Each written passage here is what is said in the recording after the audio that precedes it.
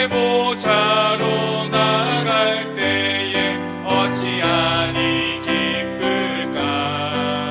주의 얼굴을 항상 배우니 더욱 친근합니다.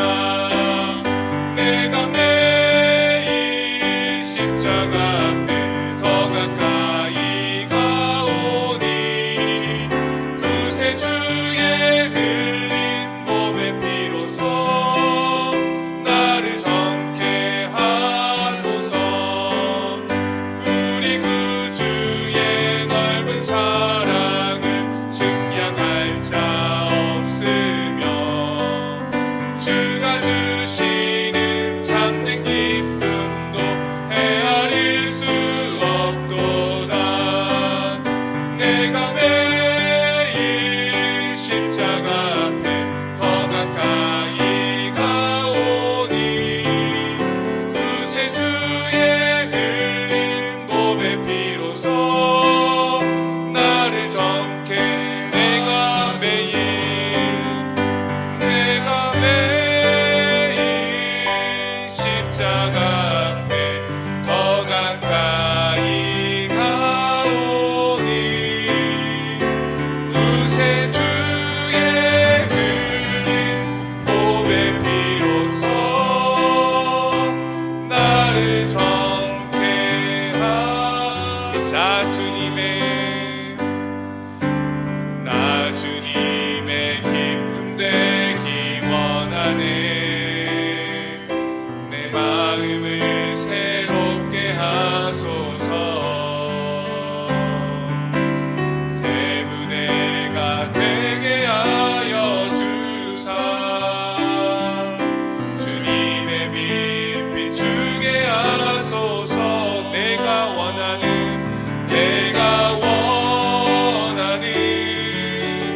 한 가지 주님의 기쁨이 되는 것. 내가 원하는 한 가지 주님의 기쁨이 되는 것. 겸손히 내 마음 드립니다. 나의 모든 것 받으소서. 나의 맘 깨끗게 씻어주사 주의 길로 행하게 하소서. 내가 원하는 한 가지 주님의 기쁨이 되는 것. 내가 원하는 한 가지 주님의 기쁨이 되는 것. 사도행전 11장 1절에서 18절의 말씀입니다. 유대에 있는 사도들과 형제들이 이방인들도 하나님의 말씀을 받았다함을 들었더니 베드로가 예루살렘에 올라갔을 때에 할례자들이 비난하여 이르되 내가 무할례자의 집에 들어가 함께 먹었다 하니 베드로가 그들에게 이 일을 차례로 설명하여 이르되 내가 욥바시에서 기도할 때에 황홀한 중에 환상을 보니 큰 보자기 같은 그릇이 내 귀에 매여 하늘로부터 내리어 내 앞에까지 드리워지거늘 이것을 주목하여 보니 땅에 네발가진 것과 들짐승과 기는 것과 공중에 나는 것들이 보이더라. 또 들으니 소리 있어 내게 이르되 베드로야 일어나 잡아 먹으라 하거늘 내가 이르되 주님 그럴 수 없나이다. 속되거나 깨끗하지 아니한 것을 결코 내 입에 들어간 일이 없나이다 하니 또 하늘로부터 두 번째 소리가 있어 내게 이르되 하나님이 깨끗하게 하신 것을 내가 속되다고 하지 말라 하더라. 이런 일이 3번 있은 후에 모든 것이 다시 하늘로 끌어 올라가더라. 마침 세 사람이 내가 유숙한 집 앞에 서 있으니 가이사랴에서 내게로 보낸 사람이라. 성령이 내게 명하사 아무 의심 말고 함께 가라 하시매 이 6 형제도 나와 함께 가서 그 사람의 집에 들어가니 그가 우리에게 말하기를 천사가 내 집에 서서 말하되 내가 사람을 욥바에 보내어 베드로라는 시몬을 청하라. 그가 너와 내 온 집이 구원받을 말씀을 내게 이르리라 함을 보았다 하거늘 내가 말을 시작할 때에 성령이 그들에게 임하시기를 처음 우리에게 하신 것과 같이 하는지라. 내가 주의 말씀에 요한은 물로 세례를 베풀었으나 너희는 성령으로 세례를 받으리라 하신 것이 생각났노라. 그런즉 하나님이 우리가 주 예수 그리스도를 믿을 때에 주신 것과 같은 선물을 그들에게도 주셨으니 내가 누구이기에 하나님을 능히 맡겠느냐 하더라. 그들이 이 말을 듣고 잠잠하여 하나님께 영광을 돌려 이르되 그러면 하나님께서 이방인에게도 생명 얻는 회개를 주셨도다 하니라. 아멘. 샬롬. 오늘도 행복한 목장 모임 다 같이 멋지게 만들어가기를 소망합니다. 베드로는 할레파 유대인들에게 거센 비난을 받았습니다. 이방인과 식사 교제를 했다는 이유였지요. 이에 베드로는 감정적으로 대응하지 않습니다. 왜냐하면 하나님의 선한 역사를 감정에 휘둘려 그르칠 수 없었기 때문입니다. 베드로는 냉철한 이성을 가지고 이 모든 상황을 처음부터 끝까지 하나하나 자세히 설명해 줍니다. 최선을 다해 성심껏 설명했습니다. 하지만 인간의 말로만 되는 게 아니라는 것을 베드로도 잘 알고 있었습니다. 오직 성령의 도우심이 필요한 것이죠. 베드로는 하나님의 은혜의 역사가 있기를 믿고 기다렸습니다. 그런데 정말 하나님의 은혜의 역사가 나타났습니다. 우리 다 같이 18절 함께 읽습니다. 그들이 이 말을 듣고 잠잠하여 하나님께 영광을 돌려 이르되 그러면 하나님께서 이방인에게도 생명 얻는 회개를 주셨다 하니라. 베드로를 향해 날을 세우며 비난을 퍼부었던 이들이 베드로의 모든 이야기를 다 듣더니 갑자기 잠잠해졌습니다.